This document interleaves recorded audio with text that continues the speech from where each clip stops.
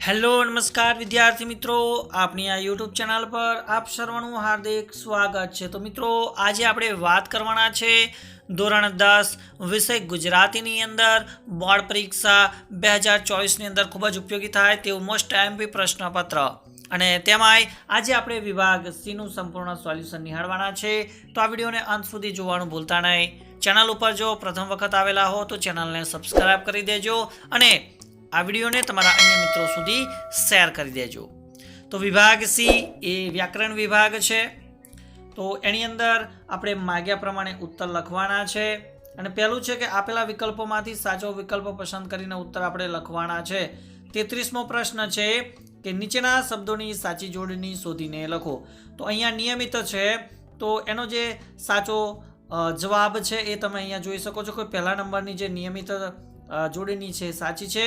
ત્યારબાદ આશીર્વાદની વાત કરીએ તો એ બીજા નંબરનો જવાબ સાચો આવે છે, એટલે કે બીજા નંબરની જે જોડણી છે એ જોડણી સાચી છે। ત્યારબાદ પ્રશ્ન 34 કે હિમ વત્તા આચ્છાદિત શબ્દની સાચી સંધિ જોડો। તો અહીંયા 3 ઉત્તર આપેલા છે, એની અંદર બીજા નંબરનો છે કે હિમાચ્છાદિત, એ જવાબ આપણો સાચો છે। 35મો પ્રશ્ન છે કે માં દીકરી શબ્દનો સમાસ ઓળખાવો। તો માં દીકરી એ દ્વંદ્વ સમાસ આવશે। ત્યારબાદ પ્રશ્ન નંબર 36 છે કે બંને શબ્દના જોડણી ભેદે થતા અર્થભેદ જણાવો। તો હોશ એટલે એનો જવાબ આવશે ઉમંગ, અને હોશ એટલે એનો જવાબ આવશે ભાન। 37મો પ્રશ્ન છે કે કાળુને તો પોતાના પેલા વિચાર જાણે 42 લાગવા માંડ્યા, તો વાક્યમાંના અલંકારનો પ્રકાર જણાવો। તો આ વાક્યનો અલંકાર છે ઉત્પ્રેક્ષા અલંકાર। ત્યારબાદ પ્રશ્ન 38 ઉજરડાઈ શબ્દમાં કયો પ્રત્યય રહેલો છે તે જણાવો। તો ઉજરડાઈ શબ્દમાં પૂર્વ પ્રત્યય રહેલો છે। 39મો પ્રશ્ન છે કે નીચેના શબ્દોના સમાનાર્થી શબ્દ શોધીને લખો। તો ગજુ, તો એની અંદર આવશે તાકાત, અને નદી, તો એનો સમાનાર્થી શબ્દ આવશે સરિતા। ત્યારબાદ આગળ પ્રશ્નની ચર્ચા કરીએ। 40મો પ્રશ્ન કે તૃષ્ણા સંજ્ઞાનો આપેલા વિકલ્પોમાંથી સાચો પ્રકાર શોધીને લખો। તો તૃષ્ણા એ ભાવવાચક સંજ્ઞા છે। ત્યારબાદ નીચેના પ્રશ્નોના માગ્યા પ્રમાણે ઉત્તર લખવાના છે। 41મો પ્રશ્ન છે કે નીચેના રૂઢિપ્રયોગનો અર્થ આપો। તો રૂઢિપ્રયોગ છે કે બે ઘોડે વાટ જોવી, ચઢે ઘોડે વાટ જોવી, તો જવાબ આવશે આતુરતાથી રાહ જોવી।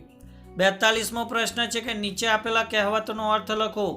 કે બાંધી મુઠ્ઠી લાખની, તો ઘરની વાત ઘરમાં રહે ત્યાં સુધી સારું। 43મો પ્રશ્ન છે કે નીચેના શબ્દ સમૂહ માટે એક શબ્દ લખો। ગાયોનો સમૂહ, તો એને ગોધન તરીકે ઓળખવામાં આવે છે। ત્યારબાદ પ્રશ્ન નંબર 44 કે નીચેના શબ્દોનો વિરુદ્ધાર્થી શબ્દ લખો। નિર્મળ, તો એનો વિરોધી આવશે મલિન। 45મો પ્રશ્ન છે કે નીચે આપેલા વાક્યને કર્મણી વાક્યમાં ફેરવો। કે પથ્થરની ઓથ લઈને મેં નીચે જોયું, તો વાક્ય બનશે કે પથ્થરની ઓટ લેવાથી મારાથી નીચે જોવાયું, અથવા તો પથ્થરની ઓટથી મારાથી નીચે જોવાયું। ત્યારબાદ પ્રશ્ન 46મો જોઈ લઈએ કે નીચેના તળપદા શબ્દનું શિષ્ટ રૂપ આપો। તો અહીંયા પોયરા છે, તો એનો અર્થ થશે છોકરા। 47મો પ્રશ્ન કે નીચેના વાક્યમાંથી વિશેષણ શોધી તેનો પ્રકાર જણાવો। કે રાત્રે સપ્તર્ષિ તારાઓ જોવા મળે છે, તો એની અંદર સપ્તર્ષિ એ સંખ્યાવાચક વિશેષણ છે। 48મો પ્રશ્ન છે કે નીચેના વાક્યમાંથી ક્રિયા વિશેષણ શોધીને તેનો પ્રકાર જણાવો। તો દીકરી એકાએક રડવા માંડી, તો એની અંદર ક્રિયા વિશેષણ આવશે એકાએક, અને આ રીત બતાવે છે એટલે કે રીતિવાચક ક્રિયા વિશેષણ છે। 49 છે કે કટાક્ષ શબ્દના ધ્વનિ ઘટકો છૂટા પાડો। તો કટાક્ષ બરાબર તમે જોઈ શકો છો ક વત્તા અ વત્તા ટ વત્તા આ વત્તા ક વત્તા સ વત્તા અ, એ રીતે એનો જવાબ આવશે। ત્યારબાદ 50મો પ્રશ્ન નીચેના વાક્યનું પ્રેરક વાક્યમાં રૂપાંતર કરો। કે મેં એને બાળકથાઓના પુસ્તકો ભેટ આપ્યા. તો પ્રેરક વાક્યની અંદર બનાવીએ તો મેં એને બાળકથાઓના પુસ્તકો ભેટ અપાવડાવ્યા. 51મો પ્રશ્ન છે કે નીચેની પંક્તિઓનો છંદ ઓળખાવો. કે હણોના પાપીને દ્વિગુણ બનશે પાપ જગના, તો આવશે અનુષ્ટુપ છંદ. ત્યારબાદ 52મો પ્રશ્ન છે કે જે છંદના દરેક ચરણમાં 8 અક્ષર તથા પહેલા ત્રીજા ચરણમાં 5મો લઘુ, 6ઠ્ઠો 7મો અક્ષર ગુરુ હોય તે છંદનું નામ જણાવો. તો એ છંદ આવશે શિખરીની છંદ.